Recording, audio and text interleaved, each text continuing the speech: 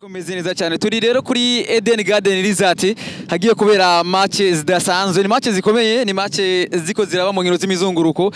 ni nkino z'abakiri bato ndetse kandi ni nkino nizo bakuze zirimwo abakina urukino rwa volley beach bigaragara yuko zigeze ku musozo ariko hari match imwe isigaye match ikomeye match guhuza imigwi ibiri ni team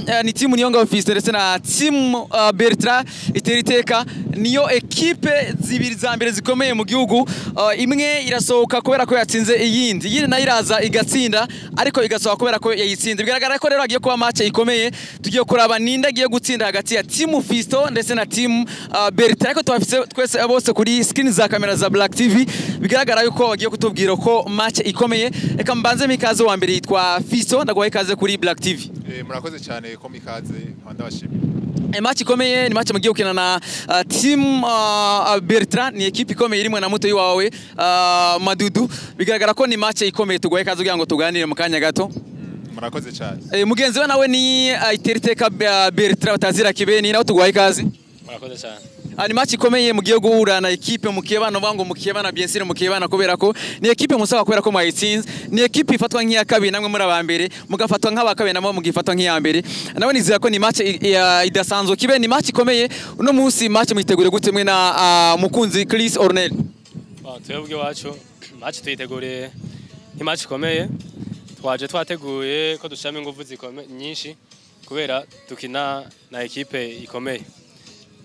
iyi equipe ni equipe idasanzwe ni equipe navuga ngo iri mu bakuru banyu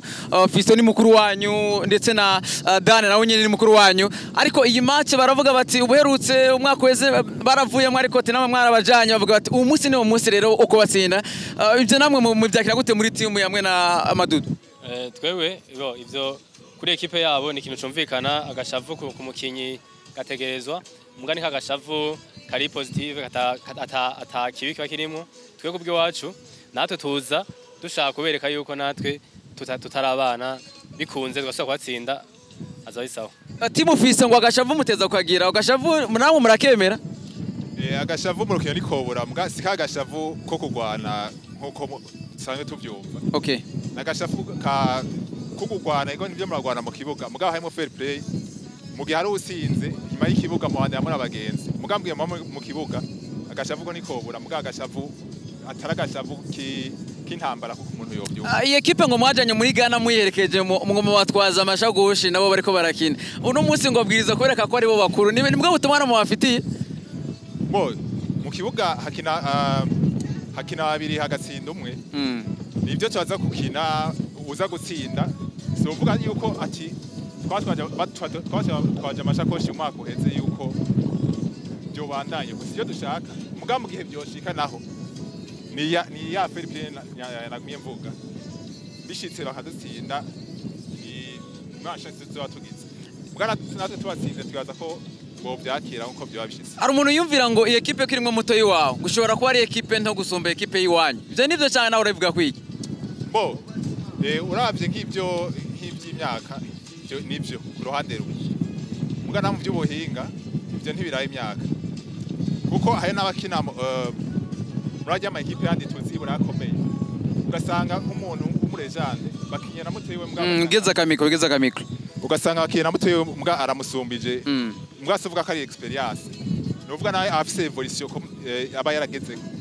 ni match mugiye guhura muhora kenshi ni equipe zibiri za mbere nziza zikina hano ku mucanga wa Eden Garden Resort ubwo abakunzi ba volley beach abakunzi ba ama equipe yakunze equipe nationale muhagaragaza kuri rukino zo kugenda gute mugiye gukina na team ya Bertrand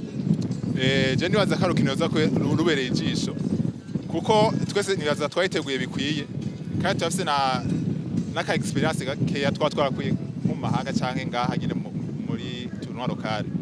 jana twarukino za kwa ruryoshe rejisho twero kuri kibeni abakunzi batari bakabari nyuma ya team Bertrand ndetse na team Madudu bateye equipe ya Muserukira Burundi ati none se umushikira umuganda komeye mugakubitigwa hamwe ubwo nawe urabahutumwe bameze gute kuri match mugiye gukina itoroshe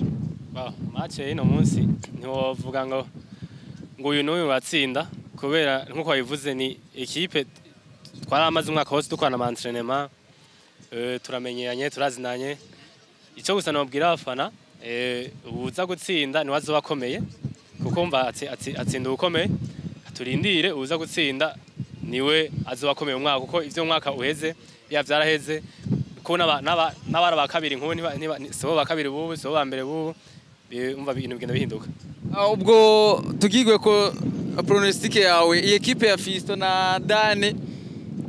abakunzi banyu biteko muza kuyitsinda amaseta ngahe ni 2-0 badakozemo cyangwa murabacisha muri Seoul ariko mubabwiye ati nubu nitsinze Taiwan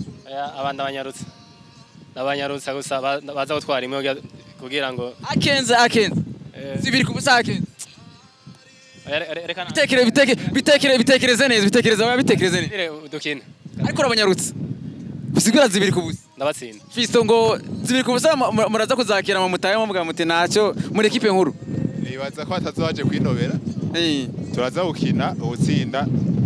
niwe bizoye ku ruhande ariko pronostic ya Fisto kugira ngo agaragaze ko Dane nawe afite umuntu umuhagarariye oya Kibeni yatangaje reka equipe ndayizeye ekwe ndize kandi kuza gutsinda natwe zingahe namwe kugira mu bakwakwanye mwakure mu nzira bo ni 2-0 pre 2-0 ubwo kibe 2-0 muzitege urumva twe tuvuga 2-0 nako avuga 2-0 reka turindire mwese ni 2-0 guys abakunzi ba volleyball bigaragara yuko bose ngo ni 2-0 ko turinde turabe inyuma ya match muraza kumva naho bagenzi babo ba partenaire babo baraza ko bargira ngo batuganirize 2-0 ko bazataje kwande mugezo genda 2-1 aza ko ari show baduhaye goma natwe kuri Eden Garden Resort turacyari Black TV iyi ni match iza kubikomeye kuko ni match idasanzwe hagati ya Team Bertrand ndetse